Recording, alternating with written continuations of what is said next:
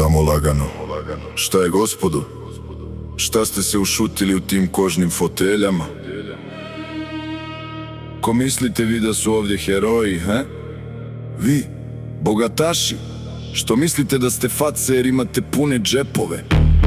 Vi, fukare što vladate, vi političari što prodajete maglu narodu.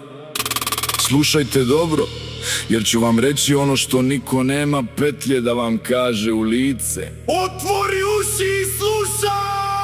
Ovdje je heroj majka lavica koja sama hrani djecu svoju. Očevi koji žuljeve i brigu uvlače u sebe da bi svi preživjeli, koji ne spavaju da bi oni imali komad hljeba na stolu. Ovdje su naši vatrogasci, momci koji ulječu u pakao i daju život samo da bi spasili vas i vaše vile, a na kraju od vas ne dobiju ni prosto hvala.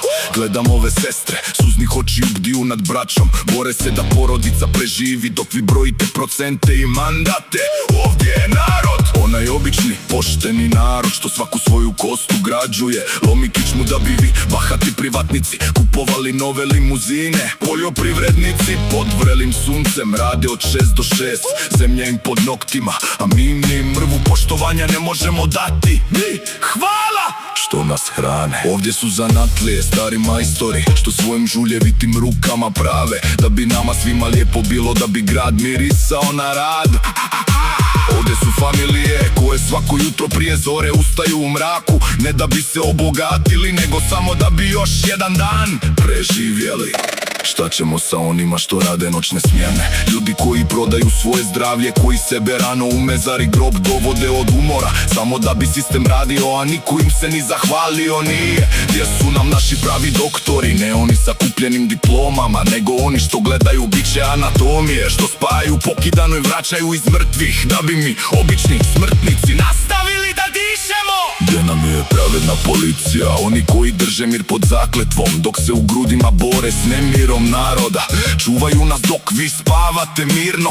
Gdje su naši junaci, naši borci, veterani sa ožiljcima na duši? Oni su svaki dan spremni da stanu na prvu liniju, da nam daju mir i slobodu, dok vi trgujete tom istom slobodom za zelene novčanice. Gdje su vozači kamiona i autobusa, ljudi koji život daju na cesti, hiljade kilometara od kuće po kiši i snijegu, da bi mi imali svoj način života, da bi prodavnice bile pune dok su njihove kuće prazne.